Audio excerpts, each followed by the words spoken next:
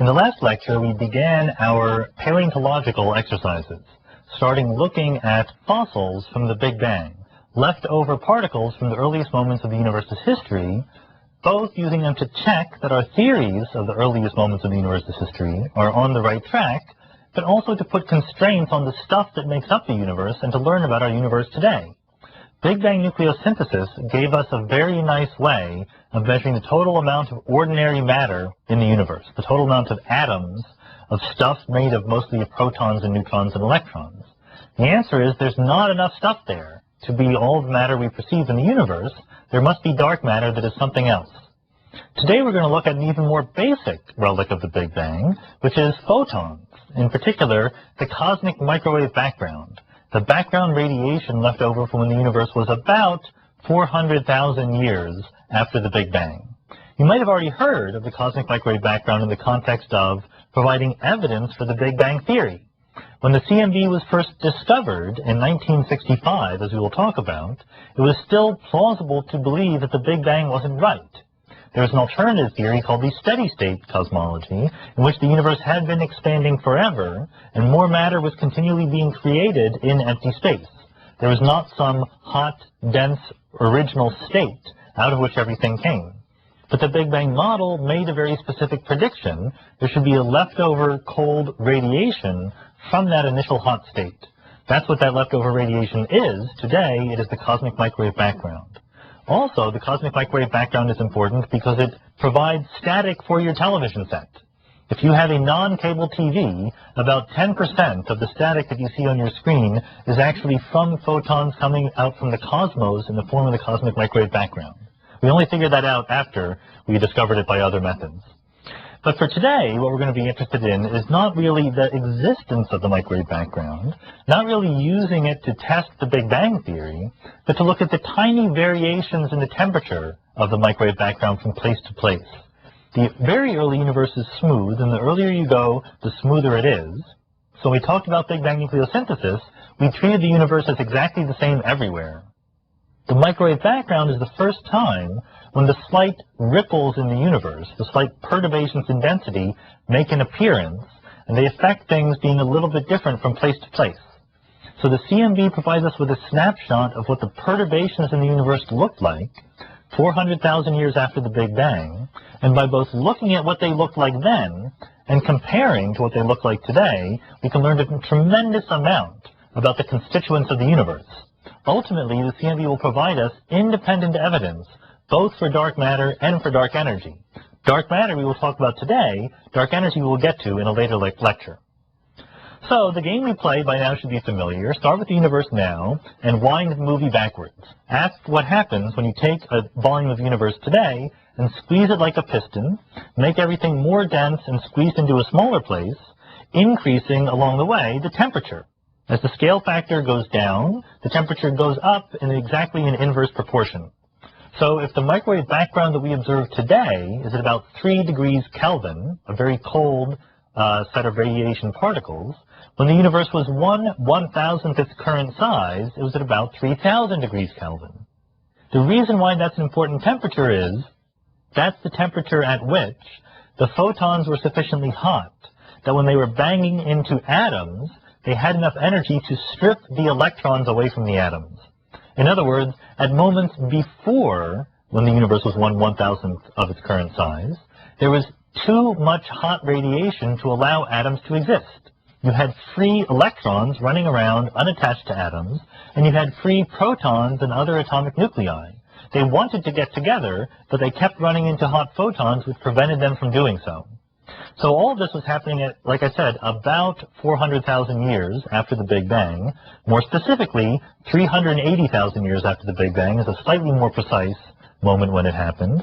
We know that from the Friedmann equation, from the equation in general relativity that relates the expansion rate of the universe to the stuff inside. So what the Friedmann equation is telling us is that at earlier times than that, the universe was hot enough that everything was ionized. The individual atoms were just a nucleus and the electrons were moving freely. What that means is the universe was opaque.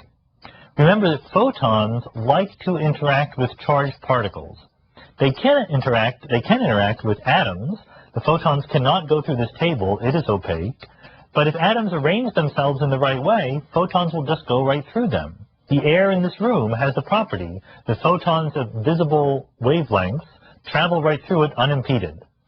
However, when you're ionized, when you have free electrons going around, no photons can go through you unimpeded. Those photons will keep running into those free electrons, and that will make them bounce and turn in a different direction.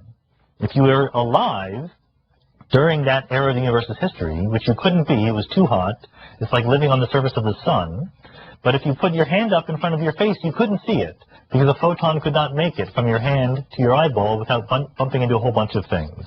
It was as if the universe was immersed in a thick, soupy fog. They couldn't see anything. And there were a lot of photons. There's a rule of physics that says when something is hot, it gives off a lot of radiation. This is called black body radiation because it doesn't matter what color the thing is or how it's excited the different atoms or anything like that. It's just that any lump of stuff at some fixed temperature will be giving off radiation all by itself. This is how you can see people in the dark with infrared goggles.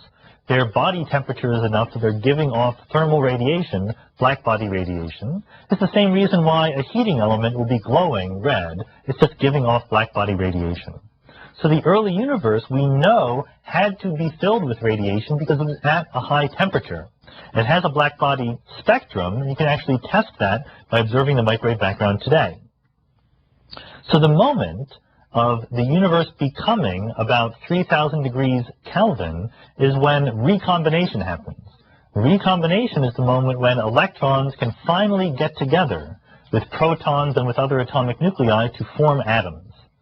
Recombination is a word from atomic physics that is used for when you take an electron off of an atom, the electron goes back. So you've removed it and now it is recombining. Sometimes people say you shouldn't use this in cosmology because it's not recombining. That was the first time these things ever combined. That's being a little bit too tricky, in fact, because in the real world what happens, even in cosmology, is that a typical electron and proton will combine and recombine many, many times at that temperature of about 3,000 degrees Kelvin before they finally settle down. But when they do settle down, when you formed atoms out of the ions that you used to have, the universe has now become transparent. You had a lot of radiation running around, you had black body radiation suffusing the universe, and now that radiation stretches freely throughout empty space. It can go through the gas of hydrogen, and of course it can go through the dark matter and neutrinos. They don't bother you. So that photon now has a path that instead of being really, really short, can stretch for billions of light years. So all that radiation was being created at every point in the universe. So us living here right now can look around and see that radiation coming at us. Nothing ever happened to it from the moment of recombination, 400,000 years after the Big Bang, until today when we bump into it. So the universe becomes transparent. When it becomes transparent, the temperature is about 3,000 degrees Kelvin. That's actually pretty hot. That's the kind of temperature you see, for example, at the surface of the sun. The sun is not emitting microwaves, it's emitting visible light. That's why we see it. But of course, what happens is the universe expands by a factor of 1,000 in between recombination and today. So the light that was given off at recombination was actually similar to what we see from the sun, but it gets redshifted. It gets stretched in wavelength by the expansion of the universe. Today it has reached the microwave regime. The wavelength of this stuff from the early universe is the same wavelength as what you use in your microwave oven to heat things up. It really is that kind of microwave. So this whole story of the early universe emitting black body radiation, it being opaque when the universe was ionized, and then suddenly becoming transparent when recombination happened, was worked out in the late 1940s and the early 1950s by George Gamow and his students, Ralph Alpher and Robert Herman. We heard about Alpher and Gamow in a previous lecture. They also worked out Big Bang nucleosynthesis for the first time, and the prediction that there should be something called the cosmic microwave background was actually made by these physicists as a spin-off of their work on primordial nucleosynthesis. So they're making these predictions. It was about 1950. They didn't have very good astronomical data, but they were still able to predict that the microwave background should exist, and it should have a temperature of something like 5 to 10 degrees Kelvin was their guess. It turns out that it's more like 3 degrees Kelvin. That's extremely good, considering the quality of data they had at the time. Again, however, they were ahead of their time. They made a prediction. It was about 1950. No one had the technology to go look for this stuff. It was very unclear to Gamov, Alpher, and Herman when they were writing their papers whether anyone would ever be able to detect this microwave background radiation that they were predicting. As it turns out, in 1965, Arno Penzias and Robert Wilson, working at Bell Labs, succeeded in detecting the cosmic microwave background. This was back in the day when Bell Labs, owned by Bell Telephone, would do basic research just because it was interesting. They were not trying to build anything better. Of course, they were also trying to build better things, but they were invested in just doing research because they wanted to learn about the universe. So radio astronomy was a hot new topic at the time, and Bell Labs was heavily invested in radio astronomy. Penzias and Wilson were young radio astronomers who had built new receivers and were trying to calibrate them into looking at different objects on the sky. They built a large horn-shaped antenna located in New Jersey, in Holmdel, and they were trying to bring it online for the first time. Penzias and Wilson didn't know that there was any such thing predicted as the cosmic microwave background. They were interested in looking at radio astronomy sources, stars and nebulae that were inside our galaxy. But when they were trying to calibrate their new telescope to make sure it was working, they kept getting noise. They kept getting some background buzzing that they couldn't get rid of.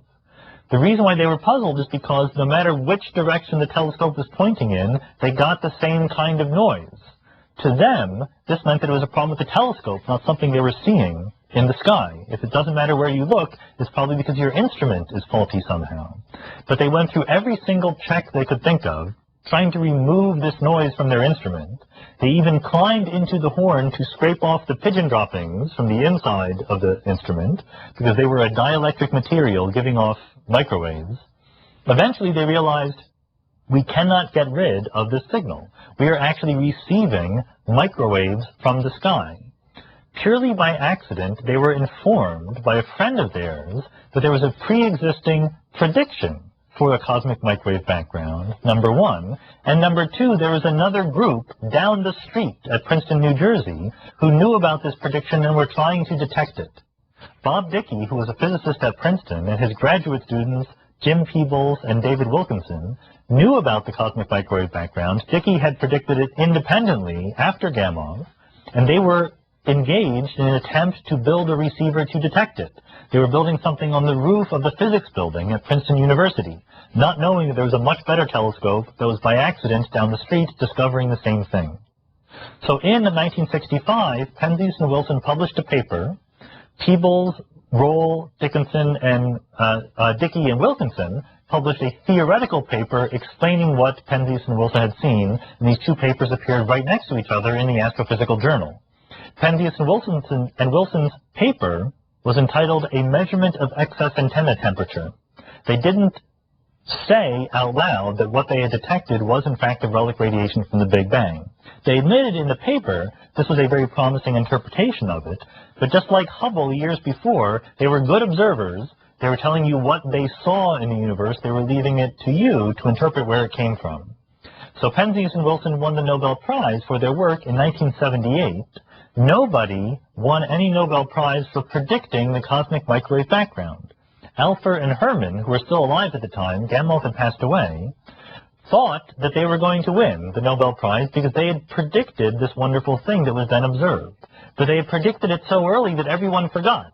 And even though they kept trying to tell people, they never really got the recognition that most people think now they deserve for doing both Big Bang nucleosynthesis and the cosmic microwave background. You do, by the way, feel bad for the poor photon from the cosmic microwave background. We're talking about a photon which, in the very early universe, kept scattering off of electrons. Then the universe became transparent, and that photon traveled across tens of billions of light years without bumping into anything, only to land in New Jersey to be detected by some physicists. But it was for a good cause, because the microwave background today is very useful to us to doing astrophysics. So the important thing when we were discovering the cosmic microwave background was that it was there, measuring the temperature of it. The cosmic microwave background at that time, to the best observation anyone could make, was perfectly smooth. You look in every direction of the sky, you get the same temperature. but everyone knew that couldn't be strictly true. In our current universe, it's not perfectly smooth. It's more or less smooth on sufficiently large regions. So if you go back in time, it must have been pretty smooth, but not perfectly so. That meant that there must be fluctuations in the temperature of the cosmic microwave background that grew into the larger perturbations we see today. You could even figure out how big the fluctuations in temperature should be. They should be 1 part in 100,000. So if you see the microwave background being at a certain temperature in one point, if you go over to a point next to it, it should be different by 10 to the minus 5, by 1 part in 10,000, by 1 part in 100,000, sorry.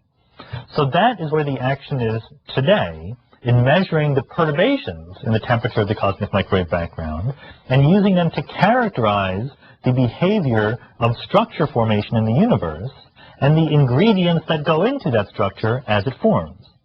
It was finally detected, the tiny variations in temperature in the microwave background, in 1992 by the COBE satellite that was put up by NASA.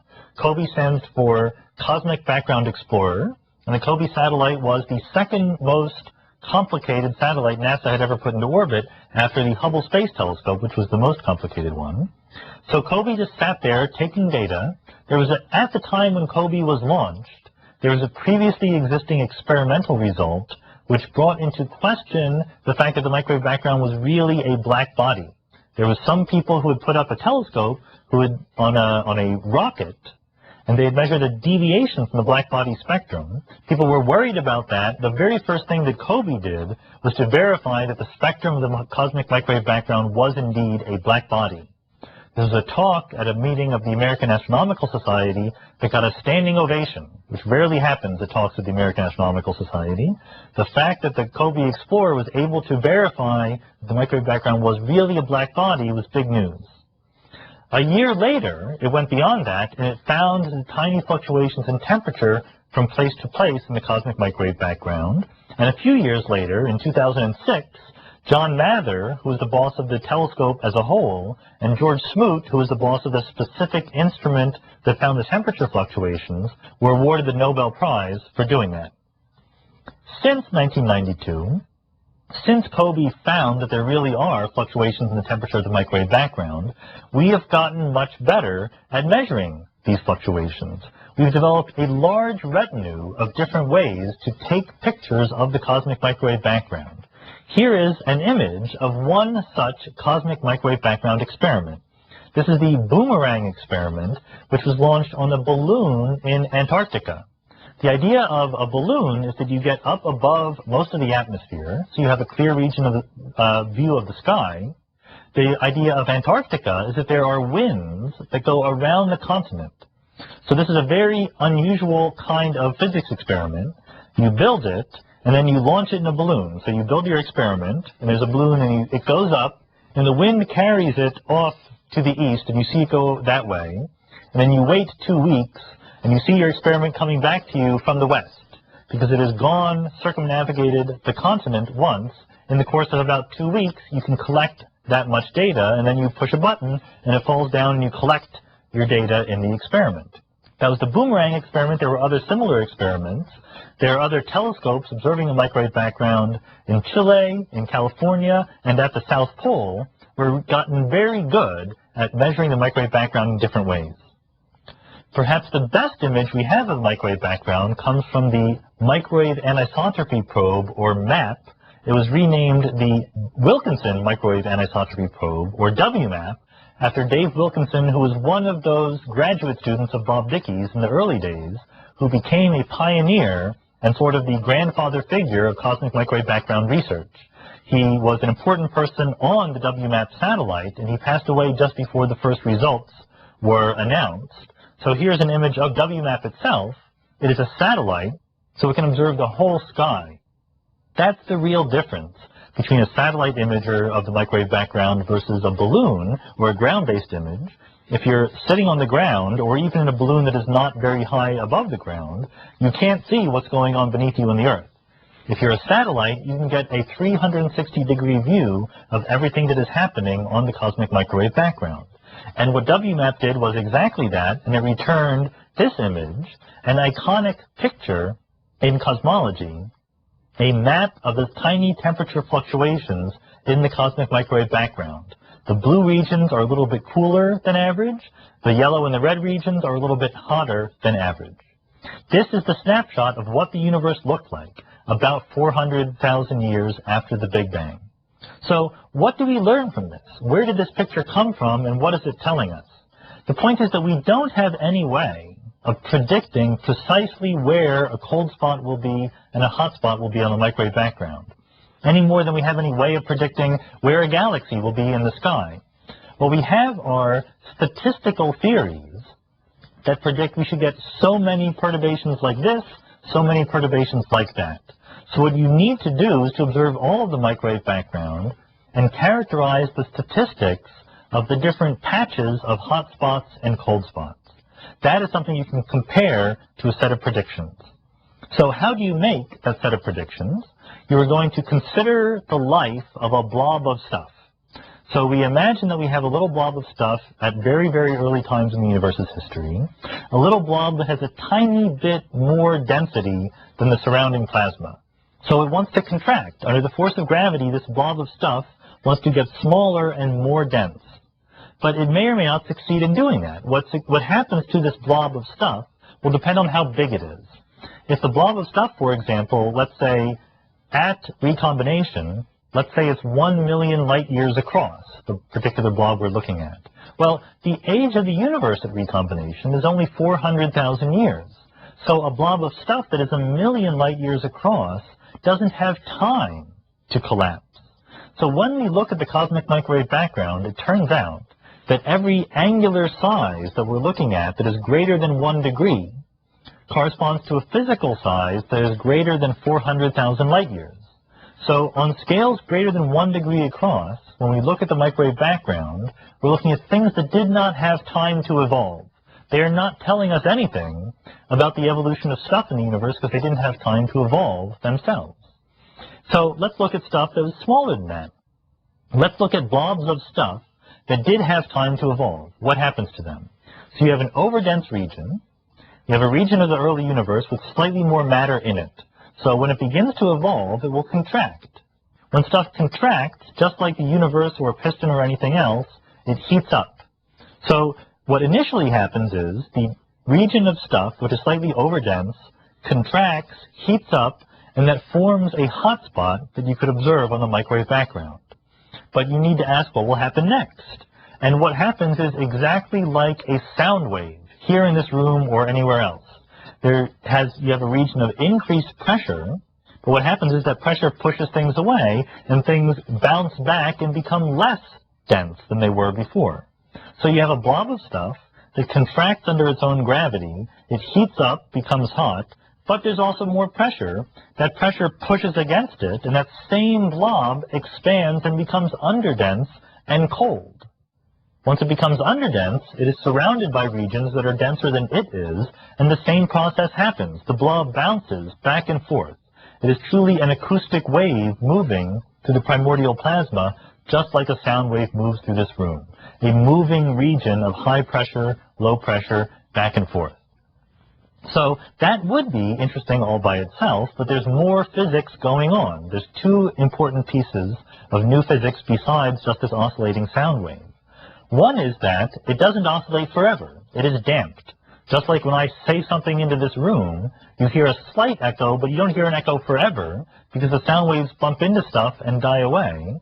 These oscillations in the early universe will eventually damp out and stop because things are mixing. Things are moving from dense regions to underdense regions. So if you look at very small regions, very small blobs of stuff, it is true that they oscillate, but they damp out and stop. So for very small parts of the microwave background, you don't see that much anisotropy. You don't see that much variation from direction to direction, very much perturbation in the temperature of the microwave background. On small scales, things have had time to smooth out. On large scales, things have not had time to evolve. It's the medium scales that are interesting. That's when things can collapse, heat up, and then expand and cool down. But the other new piece of physics is, of course, dark matter. The story that I was just telling of stuff collapsing and heating up is a story of ordinary matter. It's a story of atoms, of protons and electrons. When I say heat up, what we mean is stuff bumps into other stuff. It exchanges energy, and that's what causes it to heat up. But dark matter is collisionless. Dark matter just collapses. Dark matter doesn't heat up.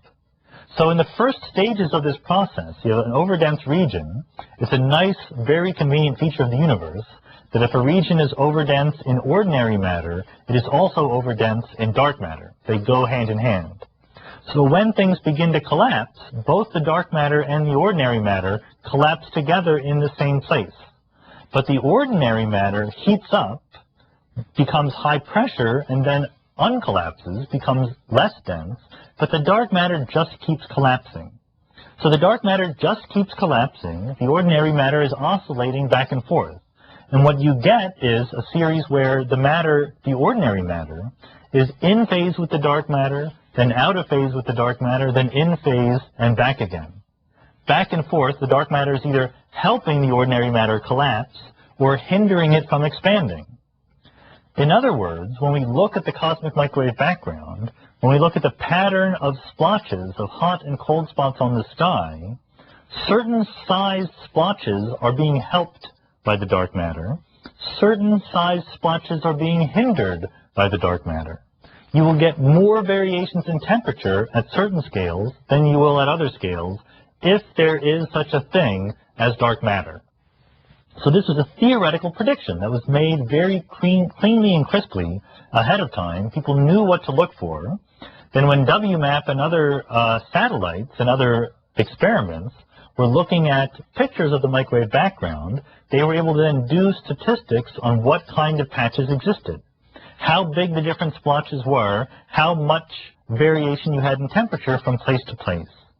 The answer is that you need about 5 times as much dark matter as there is ordinary matter in order to explain the pattern of temperature variations in the cosmic microwave background.